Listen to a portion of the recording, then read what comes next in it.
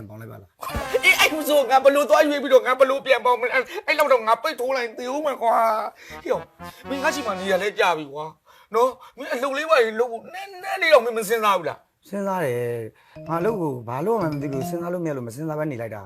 အဲ့ဒါကြောင့်မလုပ်တော့ဘူးပေါ့ ဟိုလုပ်မယ်လေလုပ်ကတော့လုပ်မယ်မင်းအလုပ်ရှာပေးလေငါ့ကို ဟာဒီအလုပ်ချပေးဆိုတော့ကိုယ်လည်းပတ်ဝန်းကျင်နဲ့တီအောင်ကြွားအောင်လည်းနေရတယ်မင်းဟာကွာဒီမှာရောက်တာဘယ်လောက်ကြာနေပြီလဲဟမ်ချင်းကောင်းအိမ်ကိုမင်းသိလား တည့်ရလေဟိုမှာချင်းဒီမှာကောင်းရင် အေးအဲ့ဒါကိုပြောနေတာမဟုတ်ဘူးအဲ့ဒီလူတွေနဲ့ရင်းနေသလားအေးလူဆိုတာတယောက်နေတာရင်းနေမှုရှိမှအလုပ်ဆိုတာရမယ်အမေကခက်တီတီကြီးနဲ့နေနေတဲ့အခါကျတော့ဘေးပတ်ဝန်းကျင်မင်းကိုဘယ်သူမှလည်းမပြောချင်ဘူးဘယ်သူမှလည်းမဆိုချင်ဘူးအေးအဲ့ခါကျတော့မင်းကိုဘယ်သူကအလုပ်ပေးမှာတော့ ဟုတ်ဘူးငါဖေတို့မေတို့ကပြောတယ်ဒါကလေလူဆိုတာတီတန်းတန်းခန့်ခန့်ညာနေရတယ် မင်းတီတယ်မင်းတော်တော်တီတီနဲ့ခက်ခက်ညာညာကြီးပေါ့လေ